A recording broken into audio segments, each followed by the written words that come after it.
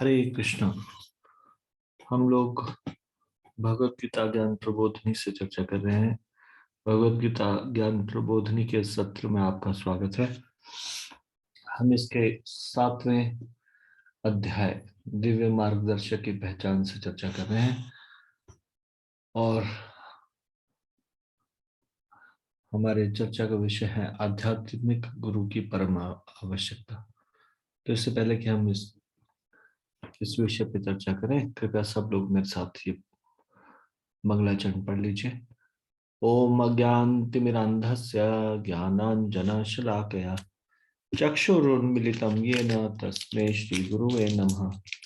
श्रीचैतन्यमनोभीष्टं स्थापितं येन भूतले स्वयं रूपा कदा मह्यं ददाति स्वपदान्तिकं। वन्देऽहं श्रीगुरोः श्रीयुतपदकमलं श्रीगुरून् वैष्णवांश्च श्रीरूपं साग्रजातं सहगण रघुनाथान्वितं तं सजीवम् साद्वैतं सावधूतं परिजन सहितं कृष्ण चैतन्य देवं श्री राधा कृष्ण पादान सगण ललिता श्री विशाखान्वितांश्च। हे कृष्ण करुणा सिंधु दीनबंधो जगतपते गोपेश गोपिका कांत राधा कांत नमस्तुते। तप्त कांचन गौरांगी राधे वृंदावनेश्वरी वृषभानुसुते देवी प्रणमामि हरिप्रिये। वंशाकल्पतरुभ्यश्च कृपा सिन्धुभ्य एव च पतितानां पावनेभ्यो वैष्णवेभ्यो नमो नमः।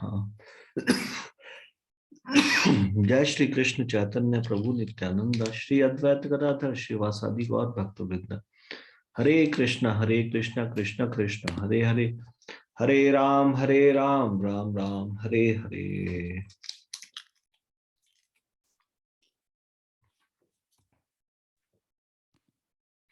धन्यवाद।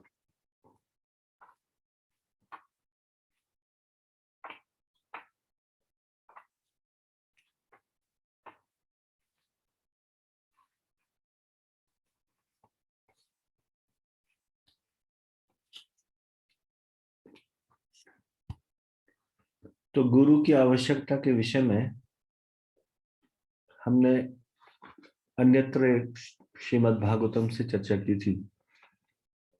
चैतन्य चरितमृत का 22वें मध्य लीला का 22वें अध्याय का 25वां श्लोक। ताते कृष्ण भजे करे गुरु सेवन माया जाल छूटे पाए कृष्ण रे चरण। तो गुरु की परम आवश्यकता है दुख और भय की निवृत्ति के लिए। चार वास्तविक दुखों से, चार वास्तविक दुख से छुटकारा दिलाता है गुरुदेव का आश्रय।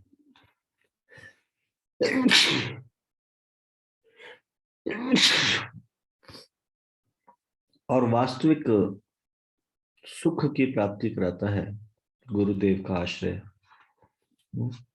तो हमने श्रीमद् भागवतम के 11वें स्कंद के 3रे अध्याय के 18, 19, 20 श्लोक से चर्चा की,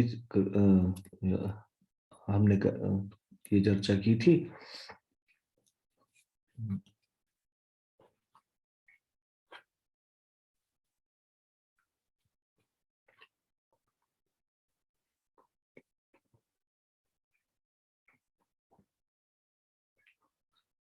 वेदों में वर्णित है भक्त्या भागवतम ग्राह्यम न बुद्धिया न च टीकया।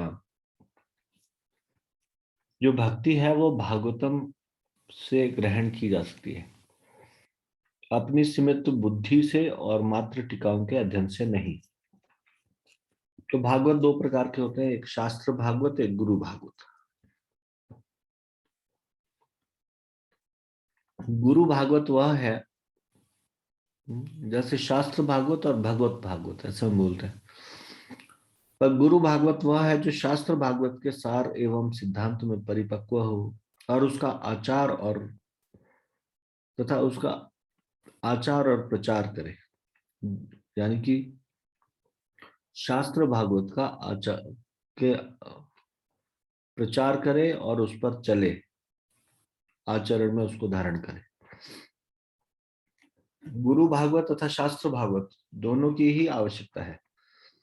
मात्र बुद्धि के द्वारा शास्त्र एवं टीका पढ़ने से सूक्ष्म आध्यात्मिक सिद्धांत को समझना असंभव है, और बिना शास्त्र पढ़े साधारण जीवन व्यतीत करने वाले मनुष्य का अध्यात्म को समझना ऐसा ही है जैसे आकाश और धरती का मिलन।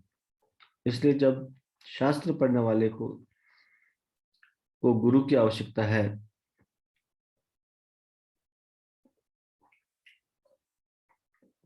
तो जब शास्त्र पढ़ने वाले को भी गुरु की आवश्यकता है, तब जो शास्त्र नहीं पढ़ रहे हैं उनके संबंध में क्या कहा जाए।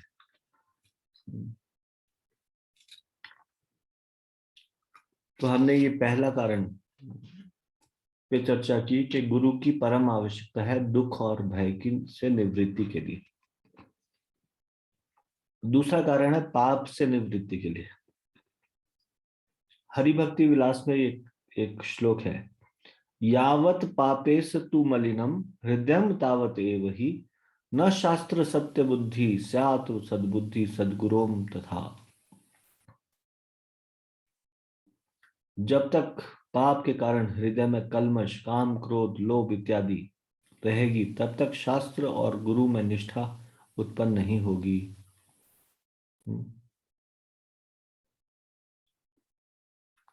और फिर भगवत गीता के भी 7वें अध्याय के 28वें श्लोक में लिखा है, ये शाम त्वंतगतम पापम जनानाम पुण्य कर्मणाम ते द्वंद्व मोह निर्मुक्ता भजन्ते माम दृढ़व्रता।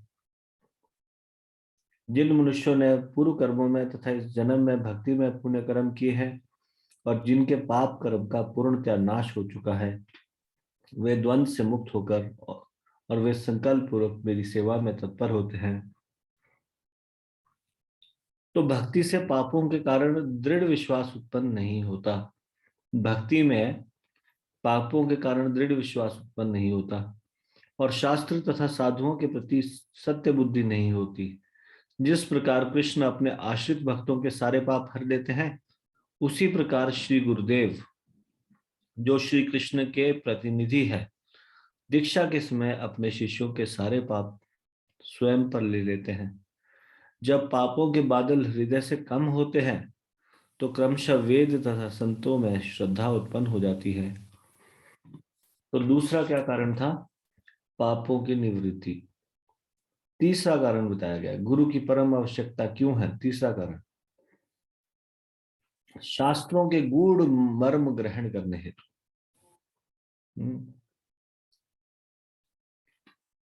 वैदिक काल में वर्ण तथा आश्रम की पद्धति के अनुसार बालकों को कुमार अवस्था में गुरुकुल भेज दिया जाता था। कौमारम आज आचरित प्राज्ञो, जहां गुरु बालकों को श्रीमद् भागवतम का ज्ञान प्रदान करते थे। यह प्रत्येक बालक के लिए अनिवार्य था। गुरु शिष्य को दीक्षा देकर द्विज बना देते हैं थे। द्विज अर्थात जन्म दो, जिसका जन्म 2 बार हुआ हो। पहला जन्म माता के गर्भ से और दूसरा दीक्षा के समय। पहला जन्म शरीर का और दूसरा आत्मज्ञान का होता है। तत्पश्चात गुरु के निर्देश में वह वेदों के गहन अध्ययन द्वारा विप्र बन जाता है। वही विप्र या ब्राह्मण आगे चलकर भक्ति के सिद्धांतों को समझकर वैष्णव बन जाता है। तो विप्र कैसे बनता है? द्विज तो बन जाता है दीक्षा से। अभी हमने रिसेंटली ये पढ़ा था, चर्चा भी की थी। द्विज कौन है? द्विज है ये 3, ब्राह्मण, क्षत्रिय, वैश्य। ये दीक्षा के अधिकारी है द्विज। शूद्र जो है वो दीक्षा के अधिकारी नहीं है, उनके गुण और कर्मों के कारण। तो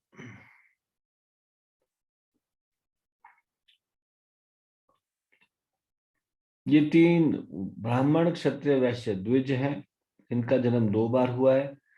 फिर जब वो गुरु के निर्देशन में शास्त्रों का अध्ययन करते हैं, तब वो विप्र बन जाते हैं, ब्राह्मण। और यही विप्र आगे भविष्य में भक्ति के सिद्धांतों को समझकर वैष्णव बन जाता है। अगर ब्राह्मणत्व पहली कक्षा है, तो वैष्णवता 12वीं कक्षा है। एक वैष्णव ब्राह्मण तो हो सकता है, मगर एक ब्राह्मण जरूरी नहीं कि वैष्णव हो। परंतु उसे वैष्णव बनने का प्रयत्न करना चाहिए।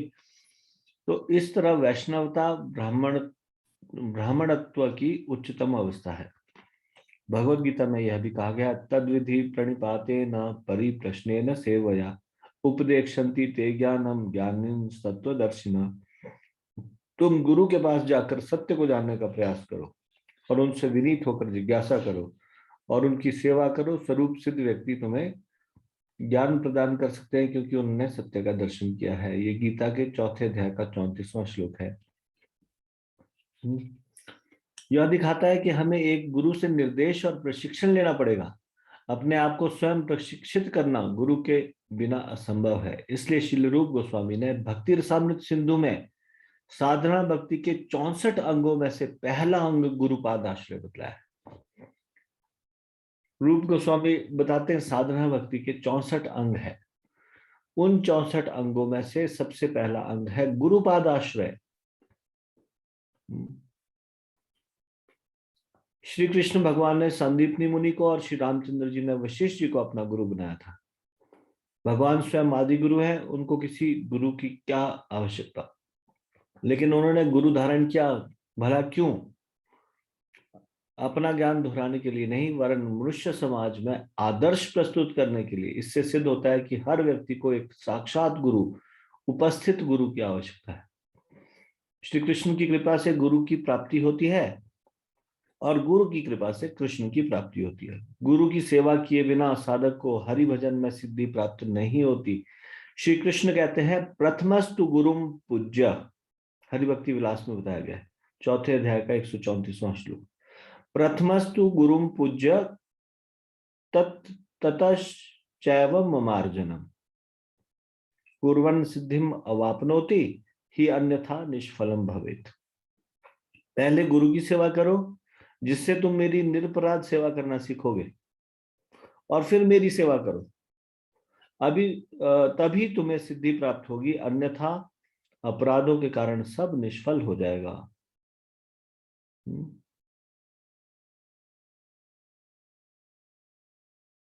पहले गुरु की सेवा करो, जिससे तुम मेरी निरपराध सेवा करना सीखोगे।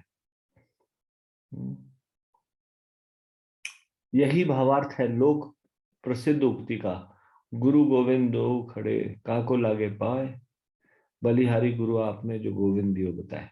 क्योंकि गुरु से हम गोविंद की निरपराध सेवा करना सीखते हैं और गुरु गोविंद के पास जाने का मार्ग प्रशस्त करते हैं। अतः पहले गुरु के चरण पकड़ो, चरण कमलों को पकड़ो, गुरु आज्ञा लेकर कृष्ण भजन यथाशक्ति करना चाहिए। गुरु कृष्ण की शक्ति और कृष्ण के परम प्रिय दास है। गुरु की संतुष्टि ही भगवान को परम प्रसन्न करती है।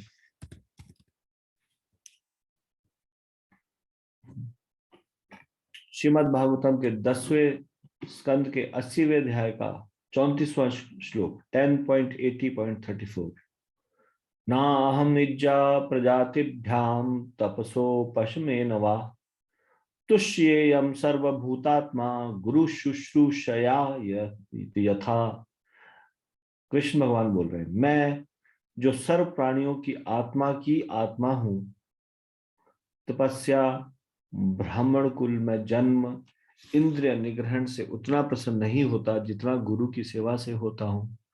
कितना स्पष्ट बोल रहे हैं भगवान, एकदम एकदम क्लैरिटी के साथ बोल रहे हैं भगवान कि ना तो मैं तपस्या से इतना खुश हूं, ना इंद्रिय निग्रहण से या अच्छे कुल में जन्म से, जितना कि मैं गुरु की सेवा से प्रसन्न होता हूं। गुरु को संतुष्ट करने का अर्थ है उनके आदेशों का पूर्ण श्रद्धा व विश्वास के साथ पालन करना। पूर्ण श्रद्धा भाव, यदि मेरे शरीर के खंड खंड भी हो जाए तो भी मैं हरिनाम का जप नहीं छोड़ूंगा। ये है पूर्ण श्रद्धा भाव। किसने बोला था ये ऐसा? हरिदास ठाकुर जी ने बोला था, जब उनको हरिनाम के लिए मना किया गया था। ऐसा पूर्ण श्रद्धा भाव होना चाहिए कि गुरु के आदेश को मैं पूर्ण विश्वास के साथ पालन करूंगा। गुरु का सबसे पहला आदेश होता है श्रद्धा पूर्वक भगवत नाम का संख्या पूर्वक जप करना। 4 नियमों, मांस व अंडा नहीं खाना, शराब का सेवन नहीं करना, अवैध स्त्री संग वर्जन और जुआ नहीं खेलना का पालन। गुरु के वचन श्री कृष्ण के आदेश है, ऐसा दृढ़ विश्वास होना चाहिए।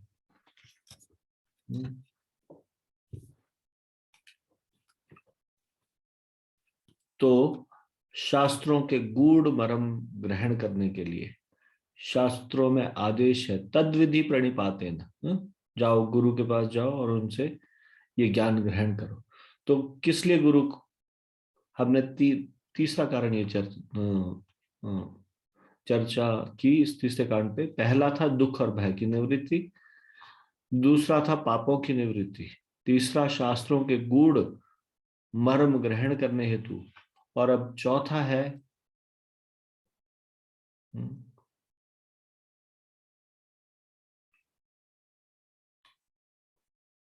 कि जब तक गुरु की कृपा ना हो कोई भी मंत्र वास्तविक फल नहीं देता।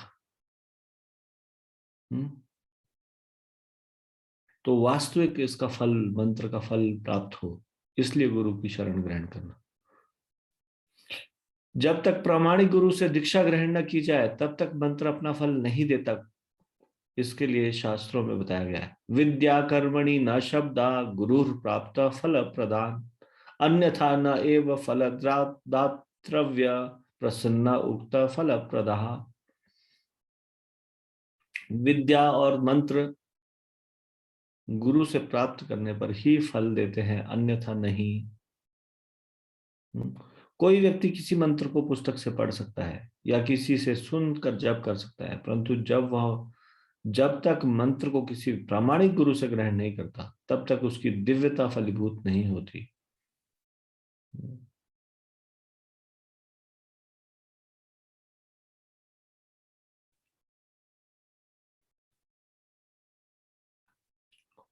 और ये भी कहा गया है, संप्रदाय विहीना ये मंत्र ते निष्फला मता, अर्थात जो मंत्र संप्रदाय में ग्रहण नहीं किया जाता वो निष्फल होता है। हमें कैसे ज्ञात हो कि मंत्र अपना काम कर रहा है या नहीं? हम जितने अधिक इस संसार से विरक्त होंगे उतना ही मात्रा में मंत्र प्रभाव डालता है। संसार से विरक्ति और भगवान के चरण कमलों में आसक्ति, इन दो निश्चित लक्षणों से हम जान सकते हैं कि मंत्र का लाभ हो रहा है।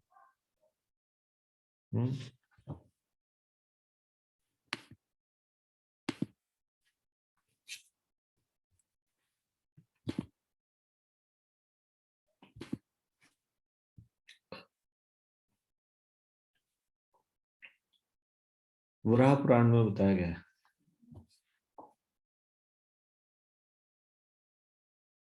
केचिद उन्माद वद्भक्ता बाह्य लिंग प्रदर्शका, केचित अंत भक्त्यासु, केचित च इव उभ्यम आत्मिका, मुखा प्रसाद दादृढ़ च भक्ति ज्ञेयन च अन्यथा। रोमांच, अश्रु, नृत्य आदि का भक्ति के बाह्य लक्षण दिखाते हैं और कुछ गंभीर रहते हैं, कुछ दोनों व्यवहार अपनाते हैं। किंतु किसी भक्त की भक्ति उसके वचनों से और उसकी दृढ़ता से ज्ञात होती है। तो वचनों से कैसे, मतलब अगर वो कृष्ण का चिंतन कर रहा है और कृष्णमय है तो निरंतर अवश्य कृष्ण के बारे में ही बोलेगा। और उसकी दृढ़ता से कैसे ज्ञात होता है? यानी कि संसारिक सुखों को न भोगने का संकल्प कितना है। तो कुछ को बाह्य लक्षण प्रकट होते हैं, कुछ को नहीं प्रकट होते, यानी कि रोमांच, अश्रु, नित्य इत्यादि। और कुछ भक्त को दोनों व्यवहार अपनाते हैं, यानी कि कभी होता भी और कभी नहीं भी होता। लेकिन इन बाह्य लक्षणों से नहीं पता लगा सकते। तो कैसे पता लगा सकते हैं किसी भक्त? उसके वचनों से और उसकी दृढ़ता से।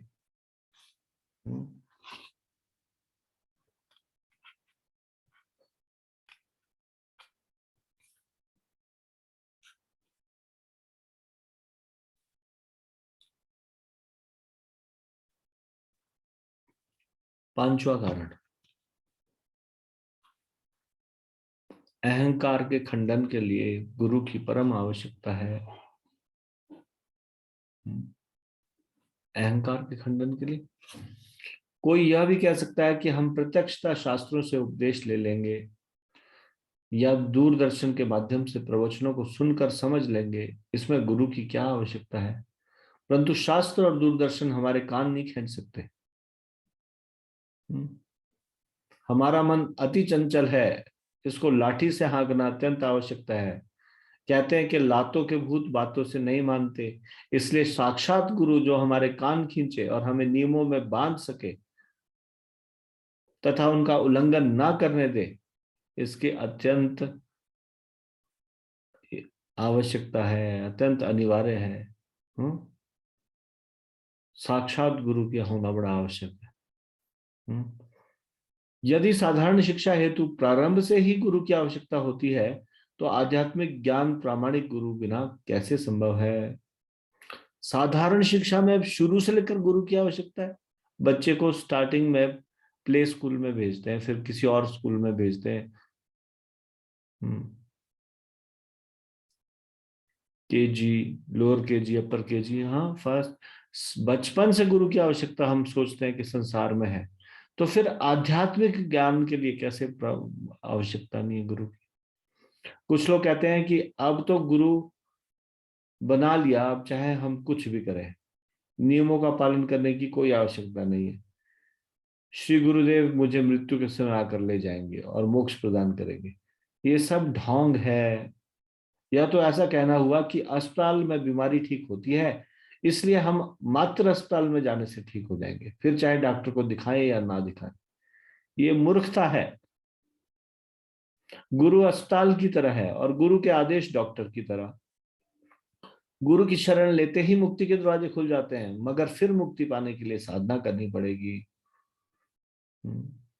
अगर हम दीक्षा ग्रहण करके गुरु के आदेशों का पालन ना करें, तो वह भगवान के प्रति अपराध है और गुरु त्याग के समान है। जो शिष्य सिर्फ आदेश सुनते हैं और उसका पालन नहीं करते, वे गधा गाछा कहलाते हैं। गधा गाछा क्या होता है? गधे के समान, इक्वल टू डोंकी। गधा कहने का तात्पर्य है गधे की तरह मात्र ज्ञान का भार ढोते रहना, यानी कि सुनना सब कुछ लेकिन उसका पालन नहीं करना। हम्म। तो सुन के क्या कर रहे हैं? वो भार ढो रहे हैं उसका। वो शास्त्रों के आदेश को सुन के उसको पालन नहीं कर रहे, तो वो उस गधे की तरह है, गधा गाछा, गधे के समान है, जो केवल मात्र भार ढोता है। उपनिषद में उप का अर्थ है पास, नी अर्थात नीचे। तो उपनिषद का अर्थ था गुरु के पास आपको नीचा या दीन समझकर जो ग्रंथ अध्ययन किया जाए, ये उपनिषद। उपनिषद मतलब गुरु के पास जाना और अपने को दीनहीन समझकर, नीचा समझकर ग्रंथ अध्ययन करना। गीता में भी, भगवत गीता में भी कहा गया है क्या? तद्विधि प्रणिपाते न परिप्रश्ने न सेवया उपदेक्षन्ति ते ज्ञानम ज्ञान सत्वदर्शिना। शिष्य को गुरु के पास जाकर दीनता से प्रश्न पूछना चाहिए और अपने समस्त संशयों को दूर करना चाहिए। परंतु आजकल के गुरु न तो अपने शिष्यों से मिल पाते हैं और यदि मिल भी जाए तो ज्ञान नहीं देते, क्योंकि उन्हें स्वयं शुद्ध भक्ति का ज्ञान नहीं होता। प्रत्येक जीव अन्य जीव से भिन्न है, उसके अपने अपने संस्कार, परिस्थितियों और कर्म है, इसलिए हर एक के अपने अपने अलग अलग संशय है। तो हर शिष्य को अपने गुरु से प्रत्यक्ष मिलकर पास बैठकर अपने संशय बताने चाहिए और उनसे अपने हित हेतु समाधान जानना चाहिए। प्रामाणिक गुरु इसलिए कम शिष्यों को ग्रहण करता है ताकि वह हर एक के साथ प्रगाढ़ संबंध रखकर उनके प्रश्नों का निजी रूप से समाधान कर पाए और उनको भक्ति का प्रशिक्षण दे पाए।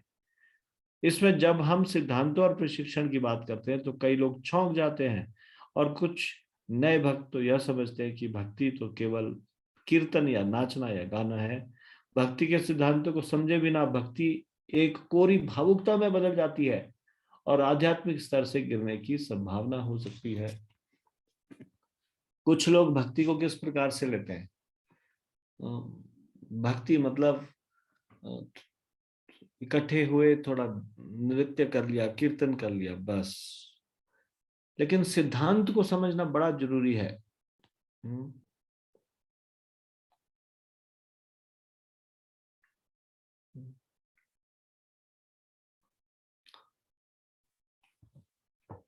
सिद्धांत बलिया चित्त ना करे आलस। ऐसा चैतन्य चरितामृत में बताया गया कि सिद्धांत को समझने में आलस नहीं करना चाहिए। सिद्धांत समझने पर अधिक बल दिया जाता है। यहां तक कि भक्ति के सिद्धांतों की चर्चा कर यहां हम भक्ति के सिद्धांतों की चर्चा कर रहे हैं, न कि ज्ञानियों के तार्किक शुष्क ज्ञान की। शुष्क ज्ञान वह ज्ञान है जिससे यह निष्कर्ष आता है कि आत्मा ही परमात्मा है और वह परमात्मा निराकार है। शुद्ध नाम, हरे कृष्ण महामंत्र, नामाश्रय, नामापराध, मिश्रित भक्ति, रस तत्व, शरणागति, युक्त वैराग्य, भजन रहस्य, विग्रह सेवा इत्यादि, ये सब भक्ति ज्ञान है। इसी को दिव्य ज्ञान भी कहते हैं, जिसकी हम इसको दिव्य ज्ञान की चर्चा भविष्य में करेंगे। प्रामाणिक गुरु ज्ञान देता है ही नहीं, परंतु शिष्य को उसका साक्षात्कार भी कराता है। इसलिए गुरु की आवश्यकता है। हमारे अहंकार खंडन के लिए कौन हमें टोकेगा, कौन हमको हमारी गलतियों को प्रदर्शित करेगा? तो गुरु एक कृष्ण के प्रतिनिधि है, जो हमको समय समय पर टोकते हैं, बताते हैं हम सही नहीं हैं। और फिर छठवां कारण, गुरु की परम आवश्यकता, कृष्ण प्रेम की प्राप्ति। 4 तरह के गुरु होते हैं: दीक्षा गुरु, शिक्षा गुरु, पथ प्रदर्शक गुरु और चैत्य गुरु। ठीक है, अब मैं पूछ सकता हूं भविष्य में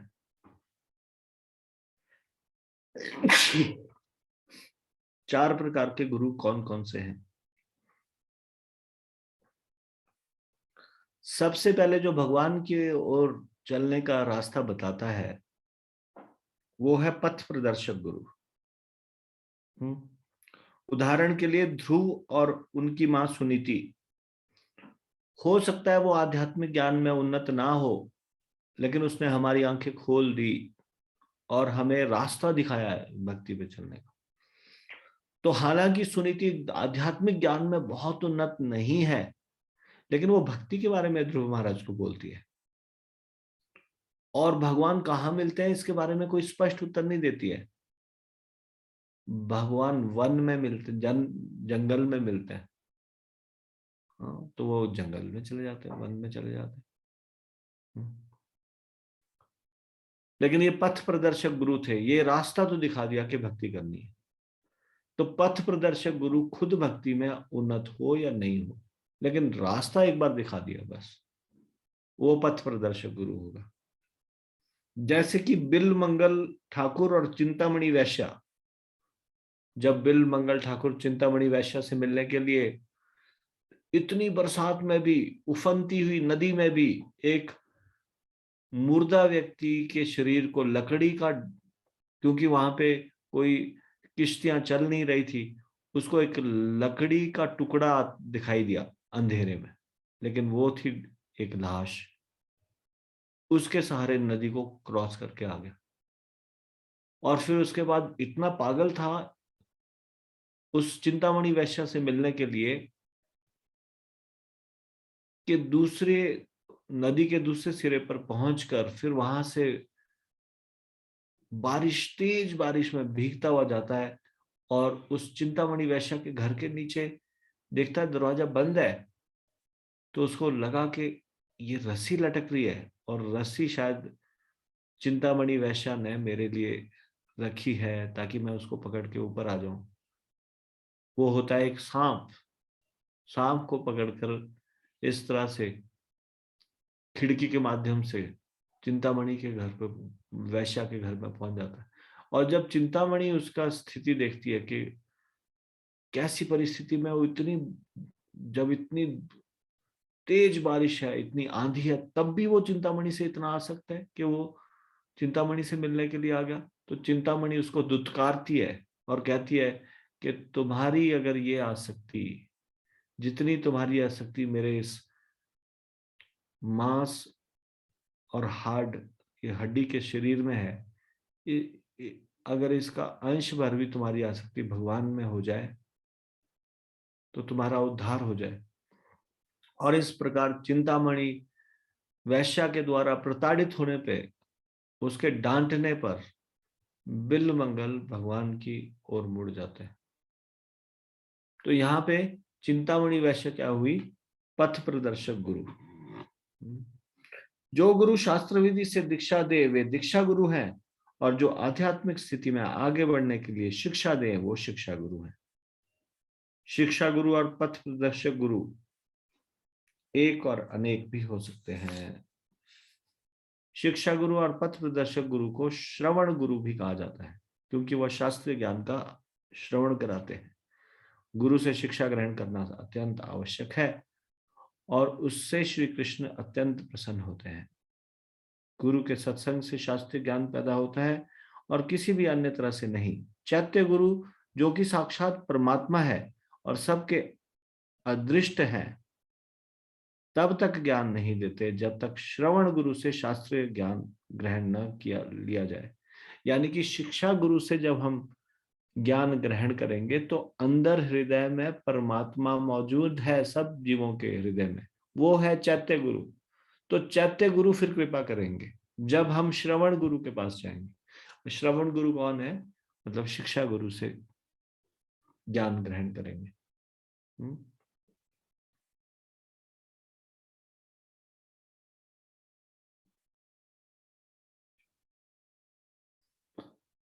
इसलिए आप यह नहीं कह सकते कि परमात्मा ही हमारे गुरु हैं, दीक्षा गुरु की कोई आवश्यकता नहीं। अंग्रेजी में कहावत है, God helps those who help themselves. भगवान उनकी मदद करते हैं जो अपनी मदद स्वयं करता है। अपनी मदद हम बद्ध जीव शिक्षा गुरु और दीक्षा गुरु ग्रहण करके स्वयं कर सकते हैं। यही परमात्मा की तरफ से भी वास्तविक सहायता होती है। श्रीमद् भागवतम के 11वें स्कंद के 10वें अध्याय का 12वां श्लोक, आचार्यो अरणिराद्य स्यादन्ते वास्तु तरारणि तत्संधानम प्रवचनम विद्या संधि सुखावह।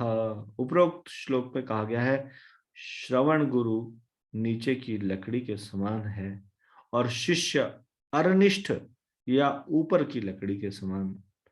गुरु का उपदेश तत्संधान अर्थात उन दोनों के बीच होने वाले घर्षण के समान है।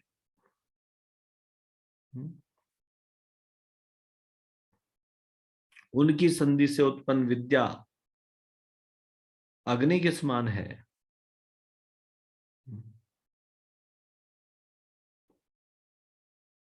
अर्थात गुरु के उपदेश द्वारा ही शिष्य में शास्त्रीय ज्ञान उत्पन्न होता है। श्रवण गुरु के आश्रय से जो ज्ञान प्राप्त होता है उससे अहंकार पर विजय प्राप्त होती है। जो लोग गुरु से प्राप्त किए हुए ज्ञान के बिना अपने ज्ञान पर अहम करते हैं और ऐसा सोचते हैं कि मैं बहुत गीता का ज्ञान जानता हूं, वे अपनी साधना में कभी सफल नहीं होते, अनेक विपत्तियों का सामना करते हैं और श्री कृष्ण को सामने पाकर श्री विग्रह और वेदों के रूप में भी उन्हें प्राप्त नहीं कर पाते। उनकी ठीक वैसी दशा होती है जैसे समुद्र में बिना चप्पू की नाव पर यात्रा करने वाले व्यापारी की। अतएव जब श्रवण गुरु इतना आवश्यक है, तब दीक्षा गुरु का पादाश्रय अति आवश्यक हो जाता है। अधिकांशतः शिक्षा गुरु ही दीक्षा गुरु बन जाता है, अथवा वो दोनों अलग भी हो सकते हैं। प्रहलाद महाराज श्रीमद् भागवत में कहते हैं, दीक्षा गुरु, शिक्षा गुरु और भगवान पर दृढ़ विश्वास होना चाहिए। जिस व्यक्ति में भगवान के प्रति दृढ़ विश्वास होता है उसे बुद्ध कहते हैं। ऐसी दृढ़ श्रद्धा गुरु के मुखारविंद से भागवत सिद्धांतों का श्रवण करने से होती है। गुरु अपने शिष्य को शास्त्रीय ज्ञान प्रदान करता है जिससे उसको श्री कृष्ण की प्रेम भक्ति प्राप्त होती है और अविद्या का नाश होता है। जिन लोगों का भगवान और उनके शुद्ध भक्तों पर दृढ़ विश्वास नहीं होता वह बुद्ध नहीं बल्कि बुद्धू कहलाते हैं। ऐसा इस पुस्तक के लेखक ने लिखा है। ऐसे शिष्य अपने गुरु में पूर्ण शास्त्र ज्ञान ग्रहण नहीं करते। वह शिष्य जिनमें अपने गुरु के लिए श्रद्धा नहीं है, और दूसरे वे जिनमें पूर्ण श्रद्धा तो है परंतु ज्ञान का अभाव है, दोनों ही एक समान है।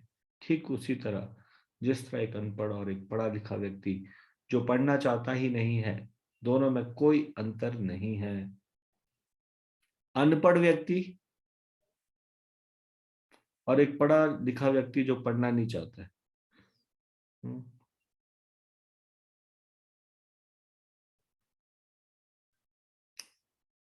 वैसे गुरु में जिसके एक में गुरु के लिए श्रद्धा नहीं है और दूसरा जिसमें श्रद्धा तो है लेकिन ज्ञान का अभाव है।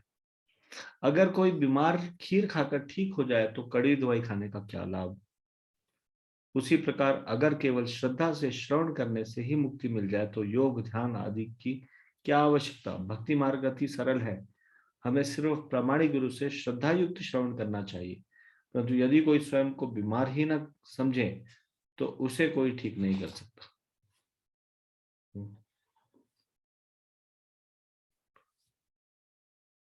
तो ये 6 कारण हमने चर्चा किए। अभी 2 कारण और है। 6 कारण क्या चर्चा की। गुरु की परम आवश्यकता है दुख और भय की निवृत्ति के लिए, पहला कारण।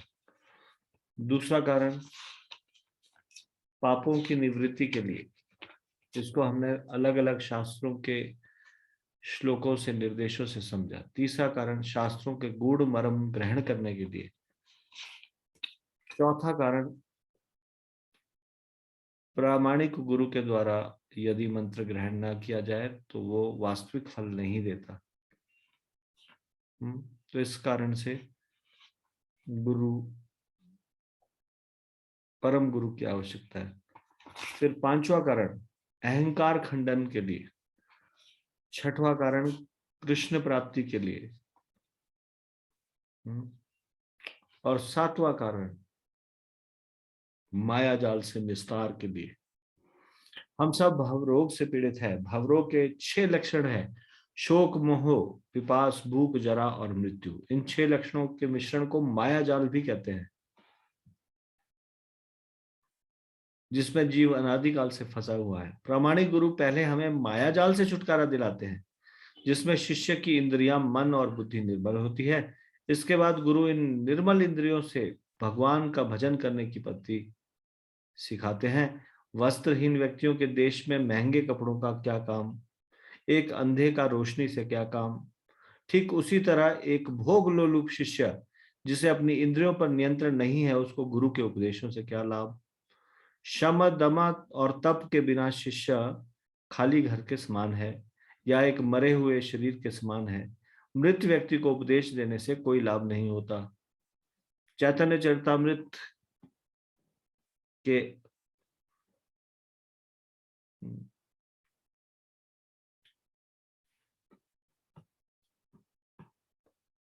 अंतिम लीला में यह बताया गया है 6वें अध्याय के 227वें श्लोक में।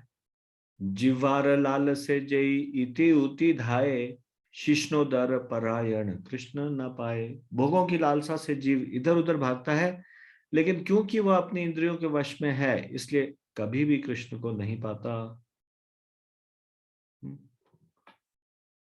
चैतन्य चरितामृत मध्य लीला के 20वें अध्याय का 117वां श्लोक। कृष्ण भूली से जीव अनादि बहिर्मुख अतएव माया तारे दे संसार दुख। कृष्ण को भूलने से ही जीव माया जाल में फंस गया है और माया उसे दुख दे रही है।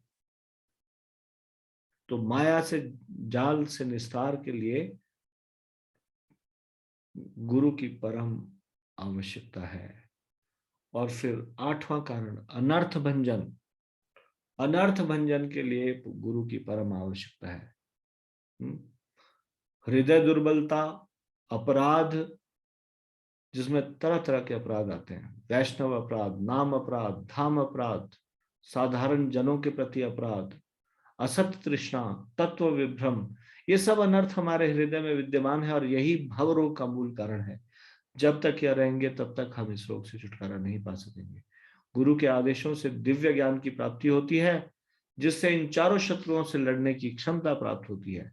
हृदय दौर्बल्य, भगवान को समझने में आलस्य, और अपराध भक्ति रसामृत सिंधु में 10 नाम अपराध, 10 धाम अपराध और 6 वैष्णव अपराध निर्धारित किए गए। टोटल 26 अपराध, 10 नाम अपराध, 10 धाम अपराध और 6 वैष्णव अपराध। तो ये तो मुख्य मुख्य अपराध है। इसके अलावा सेवा अपराध है बहुत सारे। फिर मुख्यतः ये 26 अपराध है। असत्य तृष्णा के बारे में बताया गया। असत्य तृष्णा क्या है? आध्यात्मिक विषय के बारे में बहुत कुछ जानने के बाद भी भौतिक वस्तुओं में आसक्ति होना या भगवत नाम में प्रीति न होना, ये असत्य तृष्णा है। तो ये 4 प्रकार के अनर्थ बताए गए। पहला हृदय दौर्बल्यम, दूसरा अपराध, तीसरा असत्य तृष्णा और चौथा तत्व विभ्रम। तत्व विभ्रम मतलब तत्व ज्ञान, दिव्य ज्ञान के बारे में संशय होना, यह है तत्व विभ्रम। कुल मिला के 6 तत्व होते हैं। चैतन्य चरितामृत के मध्य लीला में बताया गया है 25वें अध्याय के 265वें श्लोक में। ये 6 तत्व क्या है? कृष्ण तत्व, भक्ति तत्व, प्रेम तत्व और भाव तत्व, रस तत्व, लीला तत्व, सार। जो इन 6 तत्वों को भली भांति जानता है वही तत्व वेता होता है और मृत्यु के बाद उसका पुनर्जन्म नहीं होता। वह कृष्ण के स्वधाम गोलोक धाम को जाता है। मगर जो लोग अपने आध्यात्मिक क्षेत्र के लिए अंधे हो जाते हैं और समझते हैं कि वे बड़े बुद्धिमान हैं, वे सीधा नरक में जाते हैं। जैसे अंधे के पीछे अंधा गड्ढे में गिरता है, जब तक इस संसार में लेश मात्र भी आसक्ति रहेगी तब तक जीव भगवान को नहीं समझ सकता। एक सही गुरु ढूंढना बहुत कठिन है, किंतु एक योग्य शिष्य मिलना और भी अति दुष्कर है। कठोपनिषद में बताया गया है, उत्तिष्ठत जागृत प्राप्य वरानि बोधत क्षुरस्य धारा निशिता दुरत्यया दुर्गम पथस्तत् कवयो वदंती। हे सज्जन गण, हे मुक्ति कामी गण, उठो, सारी भोग व संसारी चिंताएं छोड़कर आत्मज्ञान लाभ करो। अज्ञान की निद्रा से जागो और श्रेष्ठ प्रामाणिक गुरु के पास जाकर भगवत तत्व प्राप्त करो। आलस्य त्याग कर दृढ़ भाव से भक्ति करो। इस संसार माया जाल से निकलना अत्यंत कठिन है और भक्ति का पथ बहुत तीक्ष्ण है, तलवार की नोक की तरह। थोड़ी सी असावधानी व त्रुटि संकटों का द्वार है। इसलिए साधु गुरु और शास्त्रों का आश्रय ले ग्रहण करना ही उचित है, जिससे एक अंधा भी इस पथ पर भागने की क्षमता प्राप्त करता है। जैसे एक राजमार्ग है, उसमें कोई गड्ढा नहीं है, कोई आगे अवरोध नहीं है, उसमें अंधा व्यक्ति भी दौड़े भागे तो वो भी गिरेगा नहीं। उसी प्रकार से साधु और शास्त्रों का आश्रय ग्रहण करके एक अंधा भी इस पथ पर भागने की क्षमता प्राप्त करता है। तो गुरु की परम आवश्यकता की बात हो रही थी। ये 8 कारण बताए गए कि गुरु की परम आवश्यकता है हमारे जीवन में। तो जो हम पुस्तक पढ़ रहे थे भगवत गीता ज्ञान प्रबोधिनी, उसके अलावा अन्यत्र एक पुस्तक से ये संकलित किए गए 8 कारणों पे हमने चर्चा की। कल हम चर्चा करेंगे सच्चे और झूठे गुरु की पहचान। कौन गुरु नहीं है, कौन गुरु है। तो इसको हम यहीं पे विराम देंगे। भगवत गीता ज्ञान प्रबोधिनी की जय। श्रीमद् भगवत गीता की जय। शिल प्रभुपाद की जय। निताई गौर प्रेमानंदे। हरि हरि बोल।